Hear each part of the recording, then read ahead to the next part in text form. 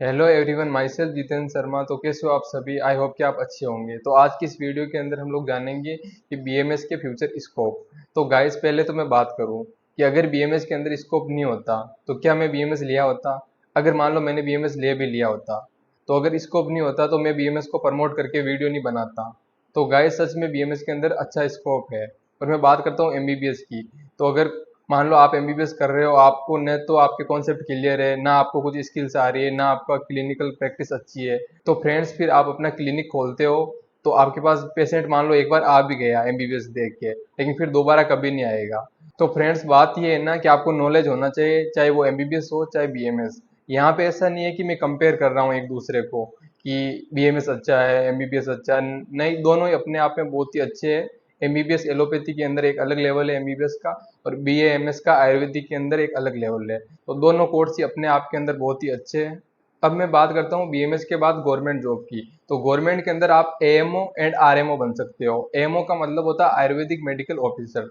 तो इसमें आप सेंट्रल हॉस्पिटल या स्टेट हॉस्पिटल के अंदर आप जॉब कर सकते हो। इसकी सैलरी रहती है 70,000 से 1 लाख के आसपास। एंड आप आरएमओ भी बन सकते हो, रेजिडेंट मेडिकल ऑफिसर।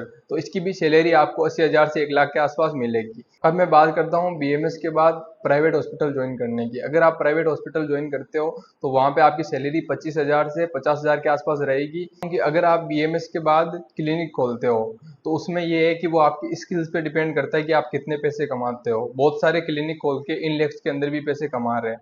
फिर बीएमएस के बाद आप पंचकर्मा सेंटर भी खोल सकते हो। पंचकर्मा सेंटर के अंदर भी आप इन लैक्स के अंदर पैसे कमा सकते हो। और आप बीएमएस के बाद अपनी फार्मेसी भी खोल सकते हो, जिससे ऑल इंडिया के अंदर आप मेडिसिन प्रोवाइड कर सकते हो। तो आप अपनी फार्मेसी भी खोल सकते हो, वहां पे भी अच्छी खासी अर्निंग हो जाती है। पतंजलि हो गई, हिमालय हो गई, डाबर हो गई, वैद्यनाथ हो गई। तो आप इन बड़ी बड़ी कंपनीज के अंदर जॉब भी कर सकते हो, वहां पे भी आपको अच्छी खासी सैलरी मिल जाएगी। फिर मैं बात करता हूँ कि आपने नीट की कोचिंग तो कहीं की होगी। तो नीट कोचिंग टीचर बन सकते हो आप, वहां पे आपको इजीली 50,000 से 1 लाख स्टार्टिंग के अंदर मिल जाएंगे। फिर मैं बात करता हूँ कि आप बीएमएस के बाद हाई डिग्री करते हो, पीजी यानी एमएस या एमडी, तो उससे आपकी सैलरी भी हाई हो जाती है।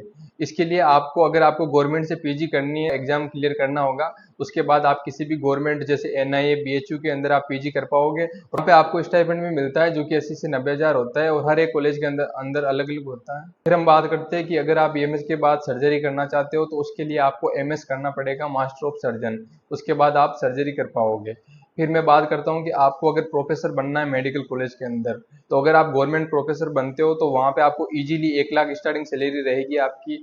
और अगर आप प्राइवेट मेडिकल कॉलेज के अंदर जाते हो कहीं पे भी, और वहाँ पे आप प्रोफेसर बनते हो, तो स्टार्टिंग में आप असिस्टेंट रहते हो, फिर आप एडिशनल रहते हो, फिर आप प्रोफेसर बनते हो। तो जैसे जैसे आपकी सैलरी बढ़ती जाएगी, लेकिन स्टार्टिंग के अंदर ही आपको असिस्टेंट प्रोफेसर में भी आपको 80,000 से 1 लाख आसानी से मिल जाएंगे। फिर आपकी सैलरी धीरे धीरे बढ़ती जाएगी। हम बात करते हैं कि आप पीजी करने के बाद अपना क्लिनिक खोलते हो, तो जिससे आपके पास पेशेंट भी बहुत ज़्यादा आएंगे, क्योंकि आपके पास एक्सपीरियंस रहेगा।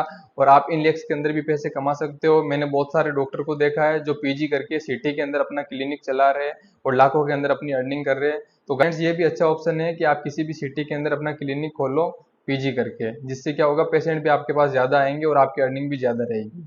Friends, thank you.